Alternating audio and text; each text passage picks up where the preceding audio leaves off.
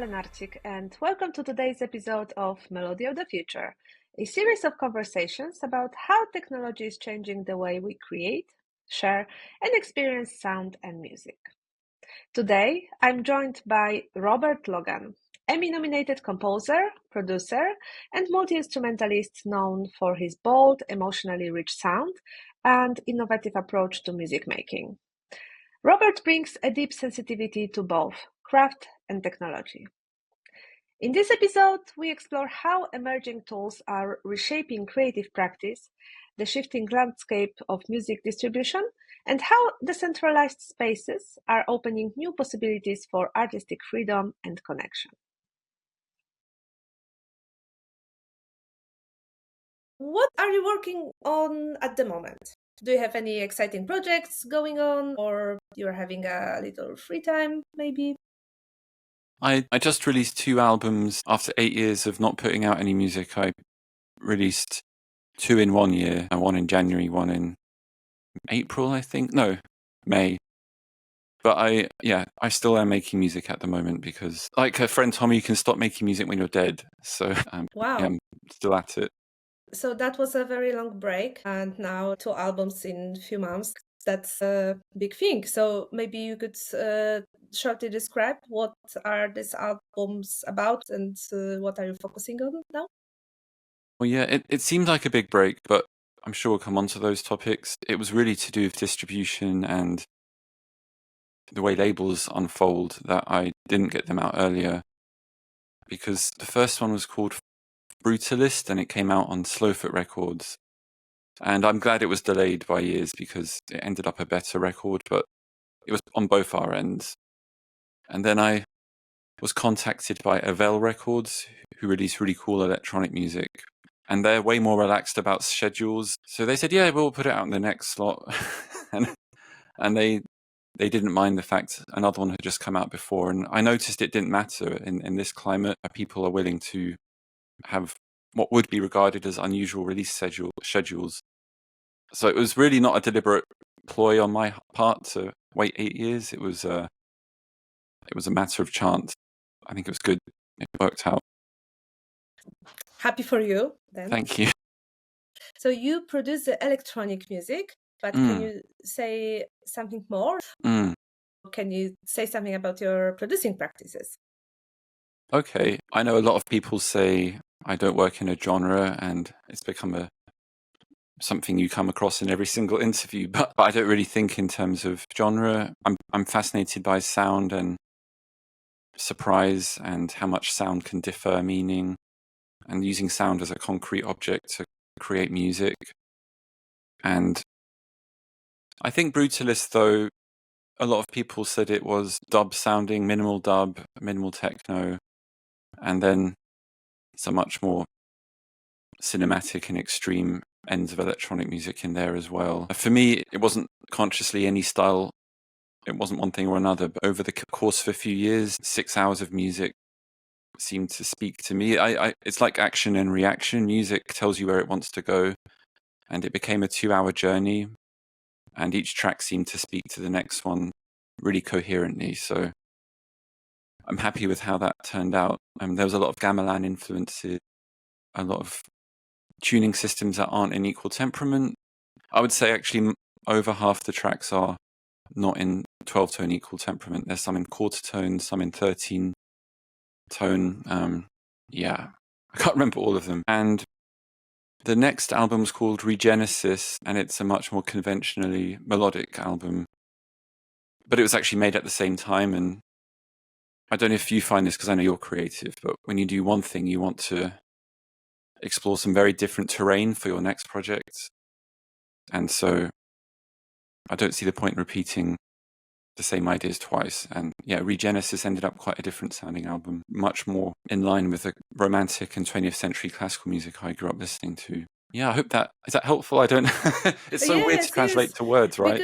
Because it sounds like you just have many different inspirations and you go out of the box and experiment and always trying to develop and not stay in one place, but also discover new things and defining your future direction, right? So I would like to dive a bit more deep into producing process, because I'm wondering, because you mentioned a very specific instrument like gamelan, for example. Do you use live instruments, or because for sure electronic music, it's obvious that you use also electronic instruments and some electronic tools to work with music. So could you also describe your workflow? Sure. I like the way you use the word new, and that's what excites me about electronic tools and the possibilities inherent to electronic music. And I like those really interstitial states between pitch and rhythm and harmony and polyrhythm. And so I do use real instruments and sample them, but they become more of the fabric of the digital unified field, if you like. Everything ends up in, say, a Contact, which is a native instrument sampler.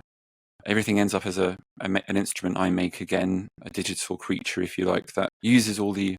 I've got all these acoustic instruments, but what I mean is they all end up within the big machine, and I like tearing apart the sounds and exploring how our perception of the disparate elements of music as being different are actually just that. They exist on a perceptual spectrum, and so I like that unsteady feeling of, are we in a rhythm now, or has this become a tone? Is this polyrhythm morphing into a chord, or am I imagining that? And we had hints towards it with our natural hearing and acoustic instruments of the past, but I think we can fully realize control over all these aspects of sound. And it allows you to hit emotional areas that you didn't know you could hit in music, and to have such unusual feelings of otherness from the sound. That's what technology's done for me. It's tapped into, those realms that are really hard to pin down in language. I'm sorry, I'm going on a lot because I get really excited. No, go on. Like, you guys are from Poland. I'm half Hungarian, and so when you drive through Hungary, you might see these dark structures looming in the background and industrial decay, and that's set against beautiful scenes of wild nature. And those kinds of feelings, I find it hard to categorize them, to explain them, and to make them with conventional music. But with electronic tools, you can really etch into that strange in-between zone, if you like. So that's my long answer to that question.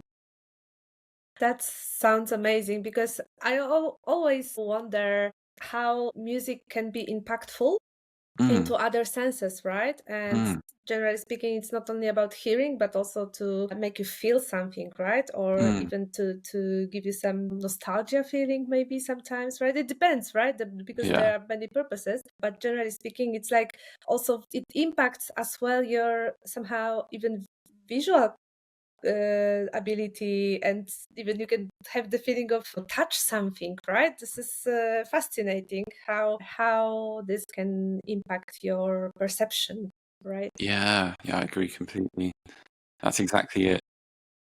So because I've read that you've worked with many different areas, like from field recordings, and like you use some old effects, right? And modular synths, granular processing. So what tools or workflows keep surprising you? Like, what is surprising for you in this among these tools? That's a great question. Yeah, I think it's good to change your setup every so often and force yourself out of a pattern that you might have established. At the moment, I still find the digital domain the most surprising. So I will fire up Reactor and make a patch in there, maybe, or particularly other things in the digital domain would be how sample interpretation and how the soft synth interprets the audio data. That's becoming more and more complex and involved, and I find that really exciting. So rather than the old approach to sampling, you have models that really understand the sounds. Well, understand is a funny word. They seem to understand what they're getting and can remake it for you in any different form. And so that's been a great area to explore recently too. And the analog world will always surprise by its nature, so I do go back to it often. And Yeah, you were right. I use old effects pedals. You can't see them; they're all over there. But for example, what are your favorite tools now, the digital tools? Like, can you name it and can you describe? Because you already described how some models can understand the sound more and more. So can you just be more specific? Can you just give some examples of these Yeah, tools? there's a good one called Tomophon. I might be saying it wrong, to be honest. But that's how the word looks, and you can drop any WAV in from a field recording you've made to your own track. I like to drop entire tracks in it that I've made already, and it splits off the signals and makes a new instrument for you out of the sound it's received. And some of the earlier tools like that I tried, you may as well have put any source material in them because they just flattened it to this very generic sort of ambient-like pad, which sounded nice, but I thought this isn't really offering much variation. But the Tomophon VST, it seems to really offer up surprises depending on its source samples or source material. I always love Electron stuff on the other end. I know that's not software, but I guess it's digital. And I've still got my machine drum, and I still find it inspires me. And I've tried their other more recent, in Iceland, I tried I forgot what it's called now. And the control it afforded, and the beautiful sound of those kick drums, and the way you could model things to your heart's content. Yeah, I recommend it highly. Okay, so we can check it later. So you can give some, internet resources to check these tools. Sure. I think that would be very inspiring. Mm. Okay, so I would like to go back to the thing that you said at the beginning about the defining and giving names, genres, right? So do you think the notion of genre still holds meaning in contemporary music practice? Because like the technology dissolves those boundaries, right? Somehow, or not? Yeah, I'm on a bit of a journey with this in that I do think a meaningful interplay between text and sound can happen, but mostly my experience of sound and music is not textual, and I don't agree with Derrida that everything is inside the text. Sound seems to offer a kind of sheer materiality and force about it that affects you very directly. And at the same time, at that higher level, cultures emerge and tendencies emerge, and so it'd be stupid to hear a reggae track and then pretend that this is just pure, it's reggae. We know what's going on there. But with electronic music, it does feel meaningless, to be honest, in that 99% of the time when people tell me what I've made is something, I didn't think of that. And all the artists I know don't think that what they've made is called what it's being called now more widely. And you have to be a bit pretentious or self-aggrandizing to really mind. I don't mind what people want to call it, and those guys say the same. They don't mind either. Even terms like IDM, which seem a bit silly, it's come to use, and it helps us navigate a little bit. So I'm not against it, but I don't know how it relates to reality, like the reality of the music. It certainly doesn't relate to anything I'm thinking about when I'm making it. But I know we need it to navigate buying things and telling people about things. Yeah, I think so, because I think in terms of music and sound, I think people need somehow to define this, because this is quite etherical matter, if I can say so, because it's not a matter even, right? It's like something that we perceive, but also like I can say that I was driven by this, curiosity, and because I used to study music theory in the past, and I want to, find the purpose, the meaning. I wanted to understand how it works. I wanted to define. I wanted to find the answers, why this sounds like this and the other music piece is like this, why I feel like this listening to this piece of music or other, right? And that was always my big passion to diving deeper in this whole music field. But the more I knew, the more I found out that some things are very, very difficult to name, and sometimes it's even impossible. Or you can try, but you never get to the source of this meaning, I guess. But us, like humanity, has this need to define and find patterns, right? So that's why we also have lots of nomenclature dedicated to different kinds of music, right? But I think during ongoing process, it doesn't have to be defined, because probably in the future someone can find some connections, some patterns, some way of describe it, right? It doesn't have to be here and now. And I also don't think that you have to be able to define it. Just this is the pure creation process. I like how you put that. But also, I respect what you were doing and what you were passionate about, because that is really important. That I think even if while the creator doesn't understand what they're doing in terms of naming what it might be or how it might go down in history, I think someone else should be doing that probably, because it's helpful for all of us. And even if so far it hasn't matched, I imagine sometimes it does. I think it's really a powerful endeavor, and you get to shape how people understand what they're hearing. And I think that will influence how you hear too. I got into more unusual music, I think, because I read people who are very passionate about it. And when I first heard the sounds, it was shocking. And I was about 12 when I came across more experimental electronic music. But I read enough convinced disciples who were so articulate. And it wasn't to be cool, because they didn't know me and I wasn't in a group with them. They were on the internet. That was the power of the early internet for me. But seeing their enthusiasm, I thought, well, they're clearly not crazy, and they're describing something I'm not hearing yet. So I need to keep listening, and eventually it clicked. So I do think it's an important path you've taken. Someone has to do that. Well, yeah, but sometimes it's also silly, I think. It depends. Putting everything into boxes, it's also not the exactly right way, but also finding some middle ground in define something that somehow can't be defined like in 100%. Yeah, But it for can sure get it's silly. helpful. For sure it's helpful. For sure it's helpful for example, music consultants or someone who wants to, explore some, area of music, kinds of music, right? So to find similar artists and explore music generally.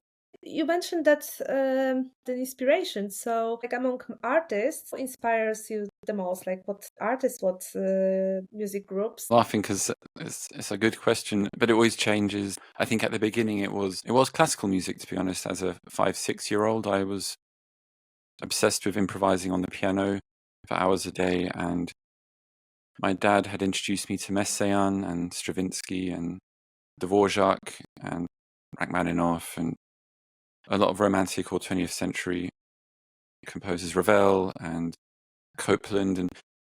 And then when I was 12, like I said, he introduced me to Jean-Michel Jarre, who I don't really listen to now, but it had a great utility. It did capture my imagination. And I still like the album Zuluk, which is an early example of sampling. And then pretty quickly, I went online, like loads of kids were at the time, and joined forums and discovered Autechre and Aphex Twin. And then through them, Stockhausen. And it was very fast after that, all the 50s electronic pioneers. And yeah, I'd say that was very formative, that constellation of artists. And raves. I went to my first rave at age 14. Oh, wow. And I began thinking they should play The Rite of Spring at raves. That'd be amazing. That'd be so good. I don't know why they don't do that. I can say that all of them are also very inspiring for me personally. Cool. This is the great thing in music generally, that every time you do your research, you find something new. You find some new composer, new artist, new genre, new thing. I like to get lost. Yeah, getting lost that's the right term. Changing a bit the topic, because I would love to find out what do you think about the development of new technologies. There is this binaural audio system, right? So what do you think about this kind of format, this kind of experiencing sound surrounding? I had some experience with it for an app. Because to be honest, the way this works as being a day job for me isn't my solo released music, and we can talk about that later, but that would not be possible. It's from doing film music and documentaries and music for apps. And it was a sleep app, and they wanted, they thought maybe if it was binaural, it would help immersion. I really enjoyed the compositional process. I forgot the plugin. This is my name issue. It was an 8D plugin, and you could draw where you wanted to position certain sounds, like a panning, simple panner, but it was offering behind the head, in front of the head, up and down. So vertical and full surround sound movement. To me, it's another weapon in the arsenal. It's really useful. It's fun. Why not have every possible tool at your disposal? I welcome any developments like that. I saw some people writing at the time it was gimmicky, and I'm like, who gets to define gimmicky? To me, it's another way of expressing something with more detail. I will admit, though, the sound at that point, this is in 2018, had some issues, and I haven't tried the technology since. I bet it's even better. I bet now it won't be such a flangey kind of... I lost a lot of transients, which didn't matter for sleep music, but I imagine for other music it might have been not that great. I know it's got better because I listened to Peter Gabriel's most recent album, and that had a binaural mix, and as far as I'm aware, and that seems to work fine. Yeah, I guess it's got better. I also think so, that this gives another way of experiencing sound, especially connected to the technology, for example, virtual reality, right? And gaming. I guess this is like also the very big area of using this kind of a way of implementing sound and music.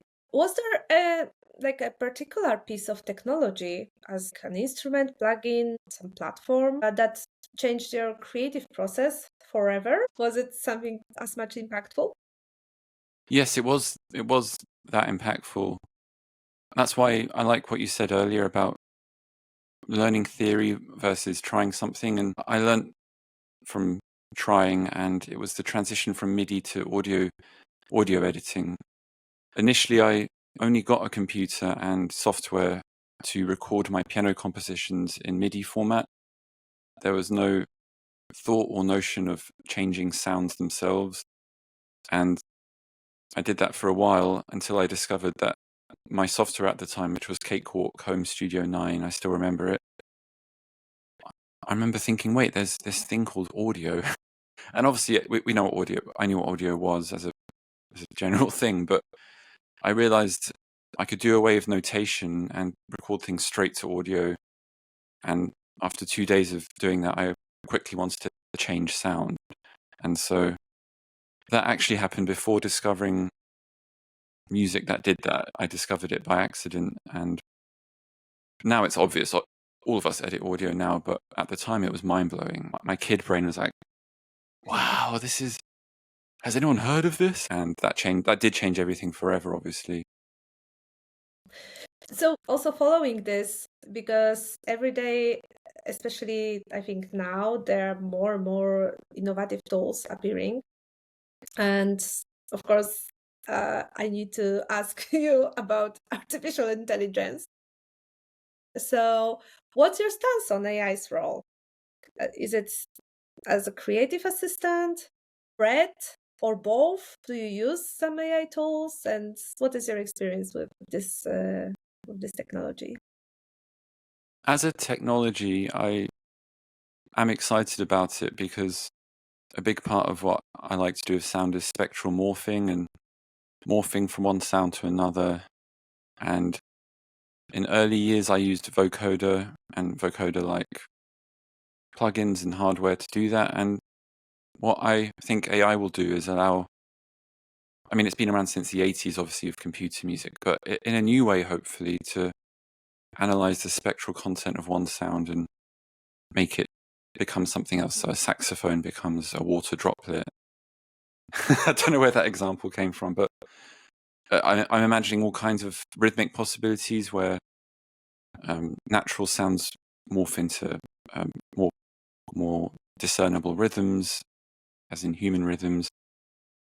I know there's other issues, though. I'm on Mastodon, which is like a decentralized online platform, and I love it there. There's lots of interesting people, and they seem to universally hate AI for political or ethical reasons. To be honest, I use it every day, AI, and if they heard that, they'd be like, the pitchforks would probably come out. And I'm joking. I find it very useful, but I admit there's concerns I'm more ignorant on than I should be. The ones I do understand, as in people's ownership of music and people's music being machine learned, I do understand that quibble, that big issue in some cases, and we can talk about that if you like. But as a creative tool, I'm generally excited. I think there's a lot of possibilities there. It's a tool, and it depends how you use it, right? Yeah, it's very controversial, especially in music industry, because this is like the copyright issue, as you mentioned. But I also can see its potential as a creative tool. How do you use this kind of possibilities? Because AI used to be in even like creative and post-production process, as for example, there are many plugins that used to and still use AI for working with sound qualities. It's a common thing, but now when these generative AI tools appeared, that's, I think, the biggest issue with the copyright thing, because it's like it's trained, lots of these tools are trained on copyrighted data, and until some, I don't know, legal part will be solved, we don't know how it's going to develop. But coming back to the creative process and using it as a creative tool, how do you use it? I think so far I've used it for mastering. I don't know if you could call it full-on AI, but like isotopes, mastering tools. I'm sure I know they involve some machine learning, and that's been really useful for noise removal rather. Yeah, different aspects of improving a track's sound. And I've also used it to generate voices. There was one called Newtone. My friend Bishi actually contributed a model for that of her own voice. But to be honest, a lot of my use is quite abusive, in the sense that, just like when I first got a denoiser, my first port of call was to use it wrongly and crank it up on a drum sound and then compress that very hard to bring out all the strange harmonic quality inherent in the sound. And so same with AI, I've already found, like, giving Newtone, if I'm saying the name right, giving it too much to handle and watching it try to get Bishi to sing sound very special. And I hope that long may that continue. I hope I can keep finding cracks in it.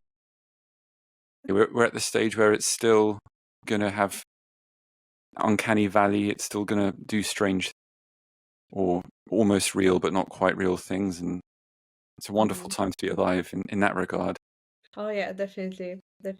Yeah. So you mentioned also this platform, the centralized platform. So a Mastodon. Yeah. And I'm also very interested into decentralization and generally blockchain solutions, blockchain-based solutions. And if you could tell me something more, what is your experience with, I know, blockchain, maybe NFT, if you have any, or what is your opinion about this? Because it's been quite loud a few years ago. There was this NFTs boom, and everyone shouted that it's gonna change the music industry somehow.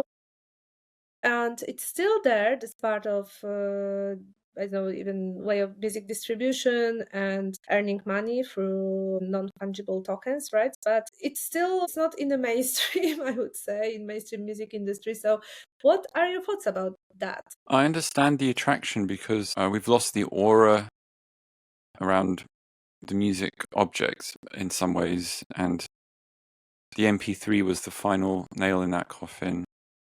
And so anything to reintroduce aura or the specialness of an object, a musical piece you're trying to sell, I can see why that would be useful. And making it an NFT could be a step towards that. On the other hand, I think you need to have an established aura yourself already as an artist. So someone like deadmau5, he did release NFT materials, and I know that BT, that trance artist, did, and I had a friend who was even starting a NFT company.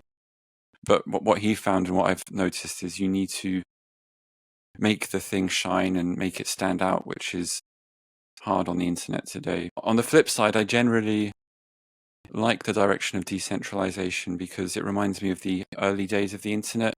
When I joined the internet, as I mentioned before, it was like a utopia. We were all disembodied, uploaded consciousnesses, if you like, and no one cared about your age, where you came from, your gender, nothing. It was kind of you're a code name on a forum, and it was much more centered on the object you were trying to share.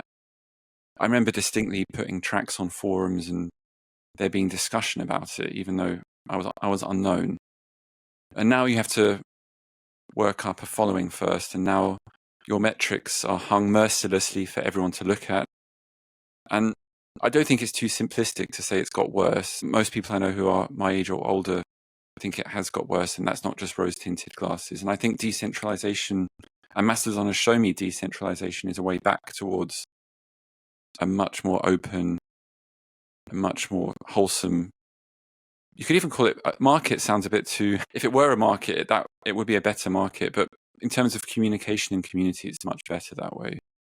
And ironically, I didn't do this for this reason. I didn't ever join Mastodon to garner interest towards my music. I went there for genuine community, and because I was so tired of the standard iterations of the internet where that had been lost and everyone was trying to sell things. But the great irony is actually I got many more people interested in my music through this obscure decentralized platform than I ever did when my label urged me to make adverts.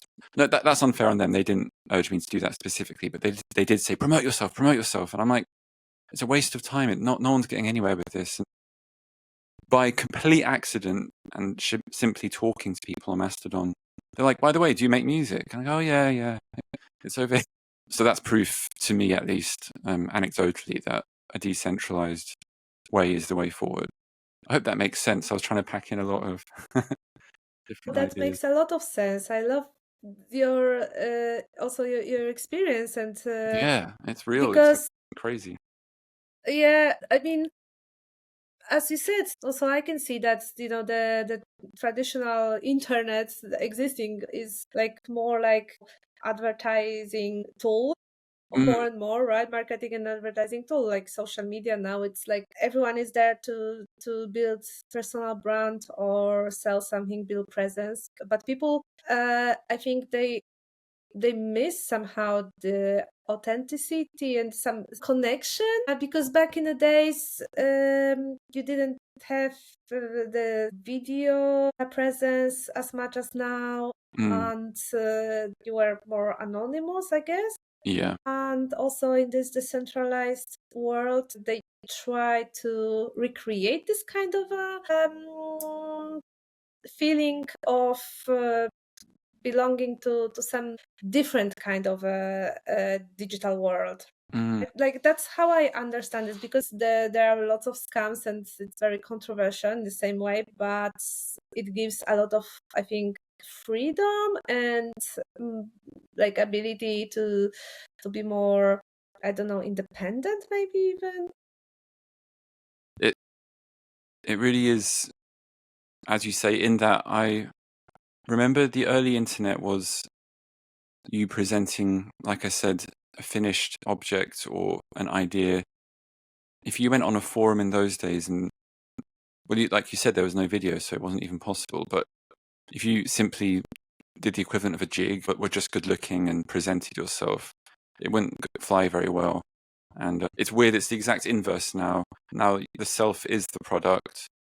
Of course, it's a completely curated self. So it's a double hypocrisy and doubly boring. And I'm seeing decentralized areas as a way back out of that, back towards discussions and centering around anything that isn't self. And that's much more interesting because that's how you discover things, with parallel thinking and being mutually interested in certain areas and sharing genuine creativity, not creativity where you're guessing the thoughts of millions of people. Yeah, I'm excited about And the proof, like you said, and that's why I was so excited. The proof is in the experience for me. It's not just an idea. It really is happening. That is Mastodon. It has been since 2021, since I've been there. So, So quite and a long I'm time sure it was even already. better before I joined. I mean, I still find a great value in this decentralized spaces.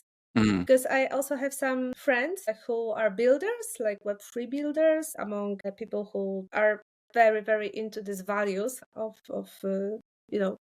being more authentic and free and give people more decisiveness. Even fun story, I don't know if it's not very fun for me, but the fact why I also got interest in blockchain, because my Instagram account on some point was blocked and I couldn't find a way to unblock it. They blocked me for breaking the rules, and it was impossible to find out why, because I, in my opinion, didn't do anything wrong there.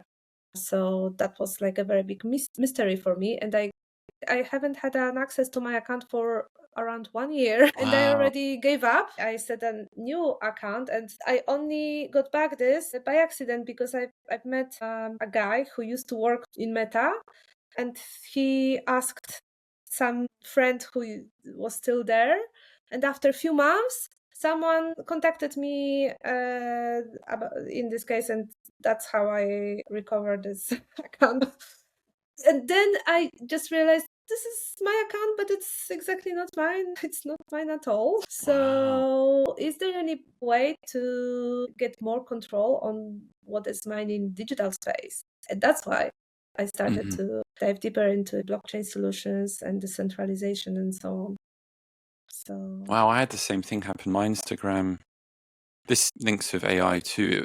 Obviously, it was an AI decision. It decided I'd violated the terms, and my account really is nothing controversial. It's my musical experiments and insects and pictures of stars. I can't see how, but somewhere some AI decided it was inappropriate.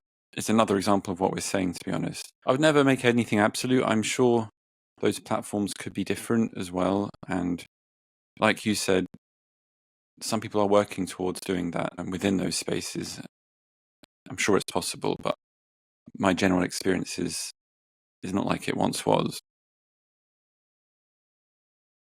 thinking about how internet works and digital world works, and how it's becoming more and more important for example, for record labels, the presence in the digital space, like the artist's presence there, right? And this is becoming like a big thing. Like you just have to be there. You just have to publish your works through different social media platforms, right? Like you have to have your, ideally you should have your fans, your followers, and I'm just wondering the current state of the music business as running by record labels, especially these three majors, right? They give the direction, but also seeing this a bit disruptive movements, like for example in this decentralized space. There are more and more solutions for independent artists that who don't want to rely on record labels. So for example, DistroKid, right? And other distribution platforms. So my question is, how do you currently distribute your music, and has that changed over the years? Have you had any experience with this kind of platforms, or you work directly with record labels, because you mentioned them right at the beginning? I do both, and I use DistroKid and CD Baby actually to distribute music. I see Spotify and anything that's streaming as a way for people to hear music. I would never consider the possibility that I'll make any money off them, and they are quite unfair systems. And I love Bandcamp because obviously they take 20%, and which is a much fairer amount. I might have got the exact percentage wrong, but something closer to that. And they have Bandcamp Fridays, of course, when all proceeds go to the artist. The reason I still do work with labels is because they have visibility. And as you mentioned, if you want visibility, you have to play around on social media. Some people are skilled at that. I have friends who have made whole careers out of being YouTubers and TikTokers, and I do have respect where it comes naturally and where your ability to relate can extend to that kind of practice. But I don't think that way, and it would be, yeah, any attempt would be so artificial as to not convince anyone. And even if it did convince anyone, I would feel very disturbed as to what I was doing. So I like working with a label because they've accumulated some kind of following, and it's nice to be able to release with a label, even if they just put it on Bandcamp, which is what happened with Regenesis. Avel Records have quite a dedicated fan base because of the nature of the music they've been putting out, and so I'd prefer to release with them because it means I don't have to do anything else except make the music. They also don't tell you to change your music; they give you complete freedom. So I simply handed my album in, and they handled the rest. That's a big value and important. Yeah, there's a big value in that. I really am thankful for that. Whereas if I was to put something on my own Bandcamp, given the nature of the internet, it would have some people would get it, come across some people's path, but not nearly as many as working with a label. And like I said, I can't do what my friends do and build up a huge following with social media. It doesn't seem to be within my nature. I think nowadays, as a musician, especially, you have to do a lot of different things. And if you can just work with a label that can take some responsibilities from you, like, for example, for distribution and promotion, but also not give you restrictions, that give you like freedom of creation and trust you, that's a great thing. Because I'm wondering, about like nowadays artists, right? And how they have to depend on this visibility and distribution processes.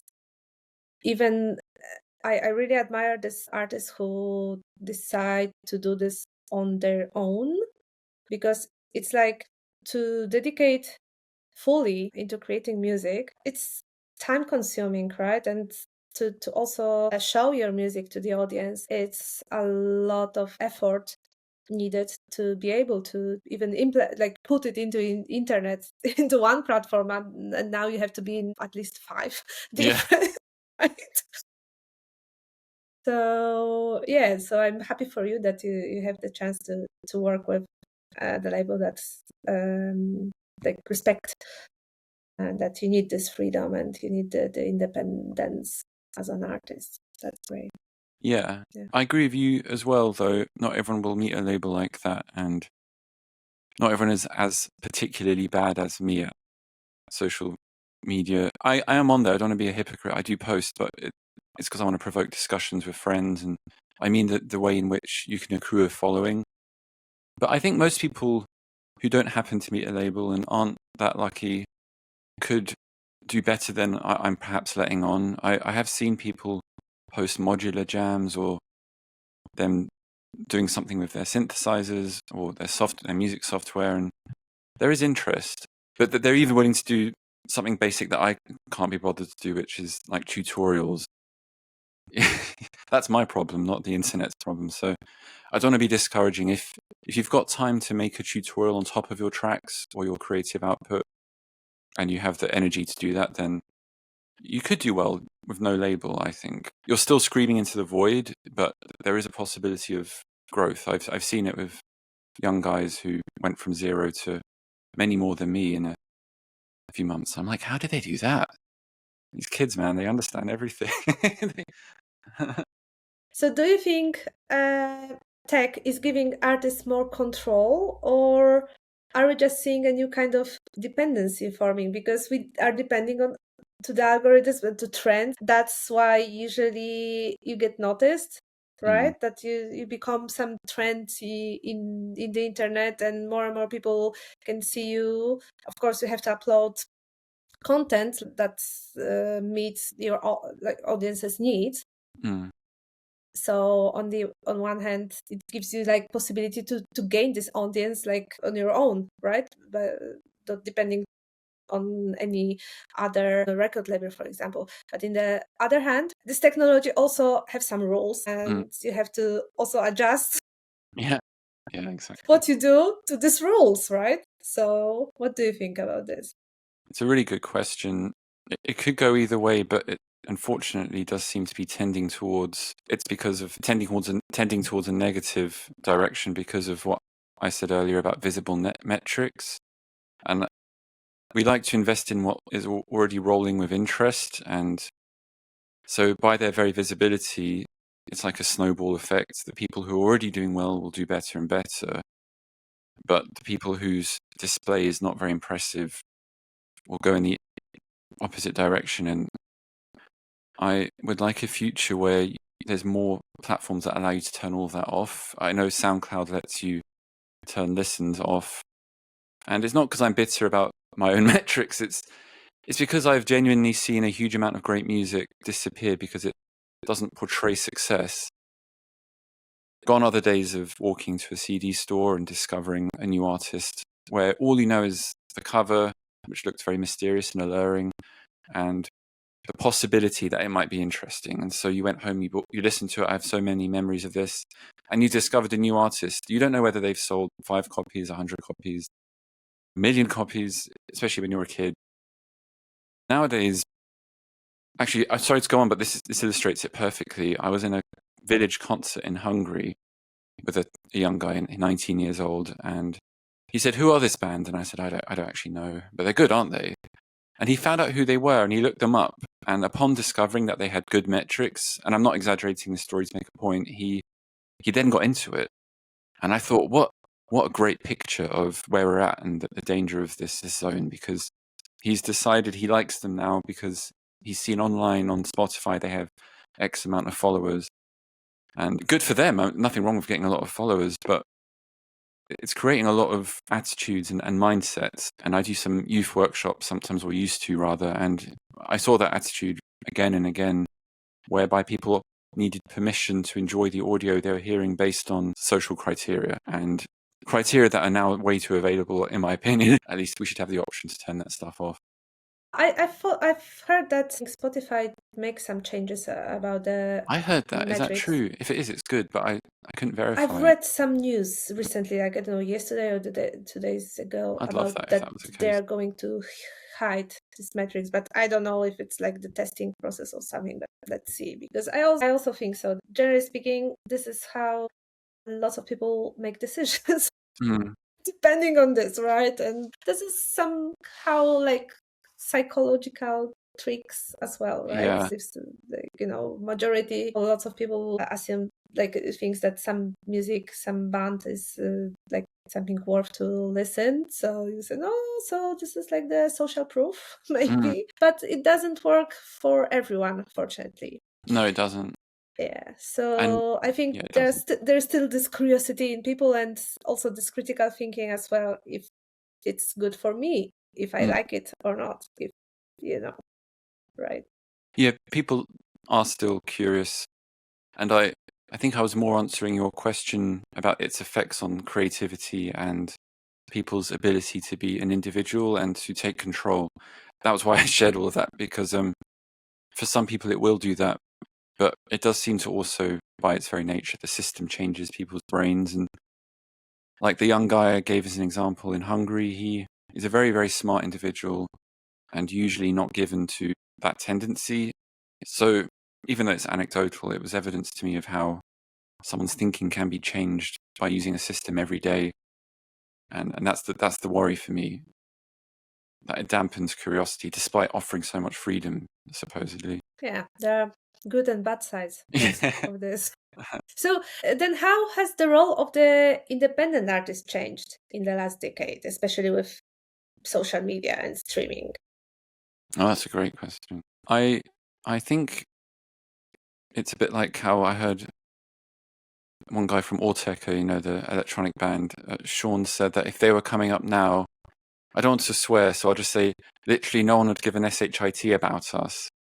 And that was his assessment. However, I've seen him soften a bit as of late, because he hangs around on Mastodon, and I think there is a possibility that the independent artist can carve a really special path. And I've seen that a few times where they haven't sacrificed aesthetic quality and haven't become too fawning or too careerist in how they approach an audience.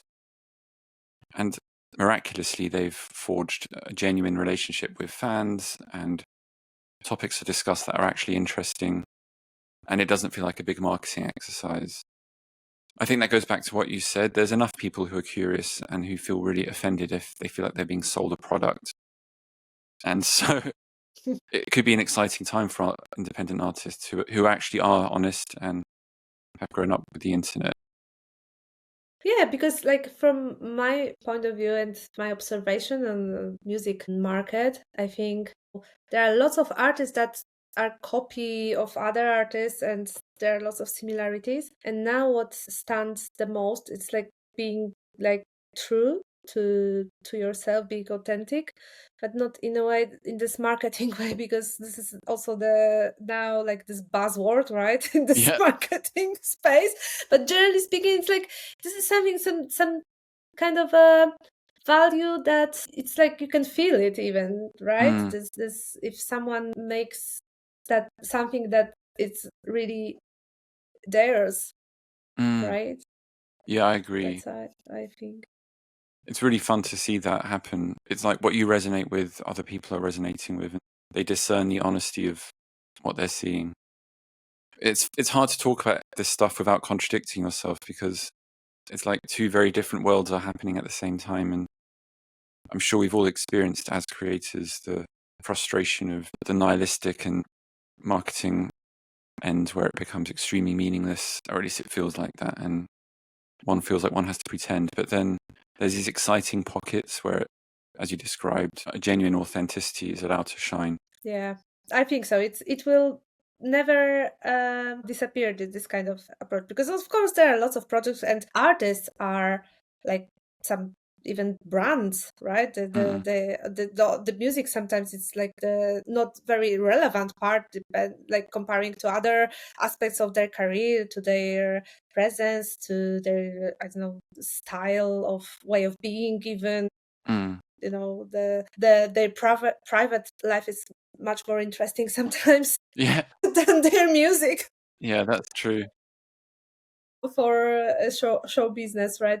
But now I think we are at the moment of some changes, and also like comparing to what was in the past. Generally, like there were people, I think this is the name, the scouts, that went to they were going to some concerts. They were discovering artists, they were bringing them to the label, and then this promotion and through newspapers, some concerts, TV, right? Exactly. Like even before an A&R guy would find someone, and and now, because internet also gives the opportunity to put your work without even depending on the record label, and somehow, if you, I don't know, there are many factors that are impactful on your like presence building, but generally speaking, you have a chance to be noticed because of it. So, but also the market, because of it, it's more and more saturated. So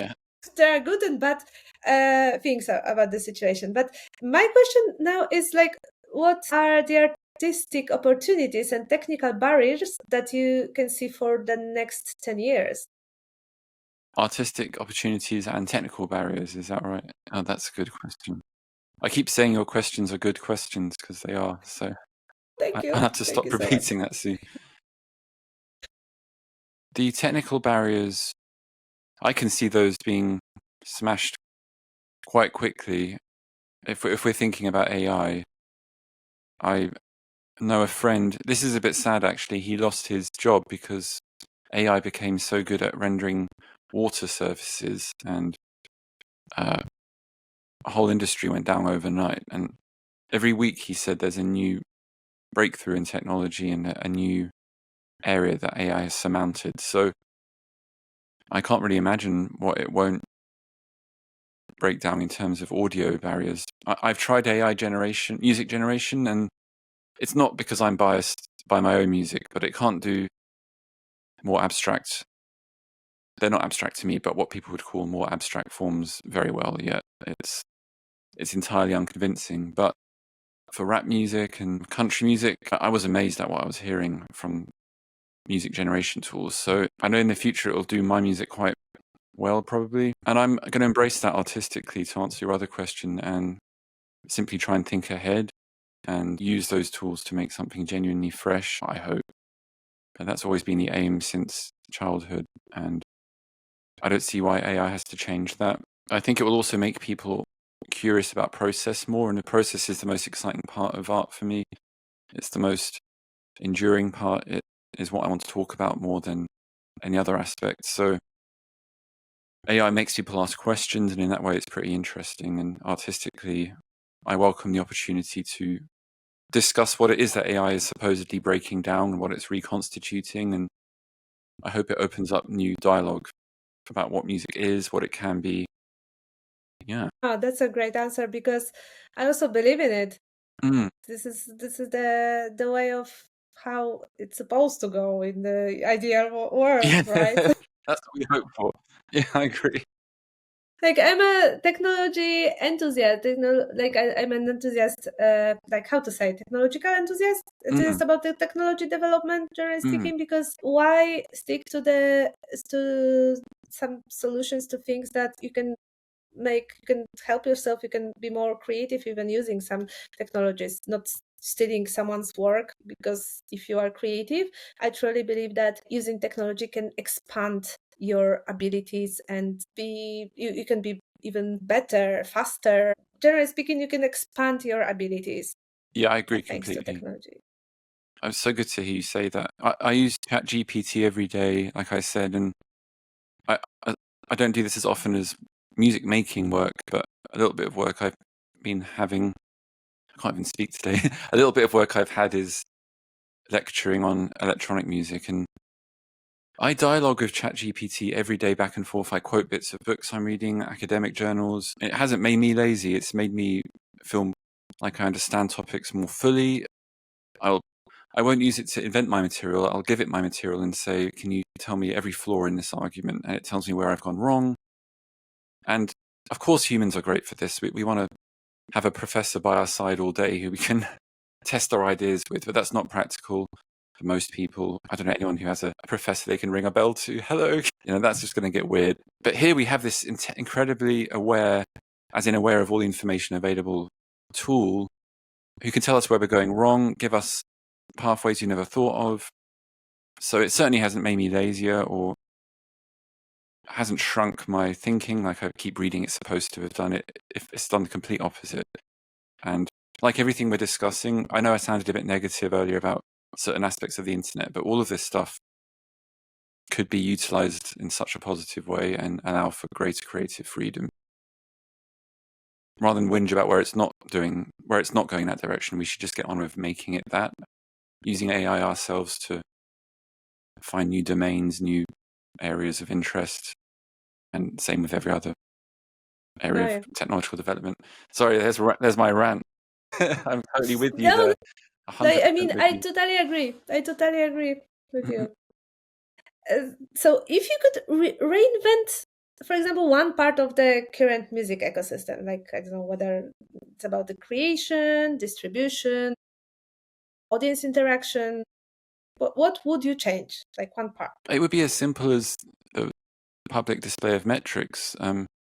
So for all my seeming complaining about the state of the internet, I agree with you that new technology welcomes in wonderful possibilities. And I think the simple option to be able to, on your Spotify, on your, as you said, it might already be happening, but on every platform, for that to be an option would radically change the game, because no one would know if an artist is doing it to hide their lack of interest or as a statement, because I know many artists who are popular would also be willing to do that. Not all of them, of course, and some of them would have a different view. So that would be my one change. For AI, I think it would be good if there was some public, I don't know the right word, but accountability for source material. And I love generating stuff with AI. Like I said, I like abusing voice AI and how it's trying to sing certain things that are impossible to sing. I'll feed it like leaves rustling, and there's so many. My brain is exploding with the possibilities for sound morphing and spectral exchange and all kinds of synthesis. But for now, I think it would be good if everything was accounted for in terms of what machines have been trained on and agreements, and for it to all be above board ethically. That would be the most essential change there. Let's hope for that. Yeah, that would be good. A sensible solution. So, last question. What advice would you give to emerging artists trying to navigate all of this, both creatively and practically, all of these technological changes now? Oh, that's a good question. Okay, I need to stop saying. You're asking so many good questions. I would say make as much. I'm a musician, so I'm talking to musicians here. But whatever you're making, make as much of it as possible, somewhat separate from any other voices, any other influences. Obviously, be inspired by nature, the environment, the sounds you're listening to, the music you're listening to. But I have observed that young people have made 2 tracks and they already want to get online and start promoting themselves. And I understand that that's the order of reality now. But I think it's a great shame, and it won't allow for longevity. So make at least 80 tracks and then send them to everyone and anyone you can think of. Send it to film libraries, to any media source that needs music. And also take on any project that's offered to you, especially if it's to do with scoring, because that's one area you can still make money, and it's an area you can get your music heard. And I really think advertising is a good route still, possibly. And if you can get in a world where you can write music for adverts, and even if 99% of them are rejected, the ones that do get accepted, that they earn quite nicely compared to most other areas of music. And again, your music gets heard. I overwhelmingly, though, make music exactly according to your own tastes, your own inclinations, what you find fascinating first, because for all the opportunities offered by the internet today, I have seen that order reversed in young people, and they want to get on the display end before they've made the material itself. I understand it's more fluid now. You invite people in your process more, so perhaps I'm wrong and I'm just a dinosaur for saying that, but I would like to see some finished work. I'd like a young person to send me an actual track that's done ahead of his social media platform. But maybe that's just my preference. I think it depends, but yeah, on the person and the way they create. But thank you. This is a bunch of very good advices, I think. Yeah. I do want to say you're right, though. That might be the way they create, and if their whole art form is conceptual and their social media account is the art and the process is the art, then I really don't want to discount that. That would be incredibly narrow-minded, and it would be the same as every other generation discounting technology and cultural changes that have occurred. But that should be a deliberate, thought-out plan, in my opinion, not just an accidental process that means you don't end up making any or hardly any music that's finished and listenable. I mean, generally speaking, I think this creative process can be sometimes accidentally, and you can have lots of not finished ideas and some sketches and all of that stuff. So generally speaking, like, the goal is to literally make the whole piece. Yeah, but I find it very interesting when artists also share some backstage materials from the creative process or from rehearsals, or to understand more the way of making things and the way of perceiving world, and somehow putting their soul into what they make. But yeah, this is interesting. But generally speaking, like, the final product is the goal, right?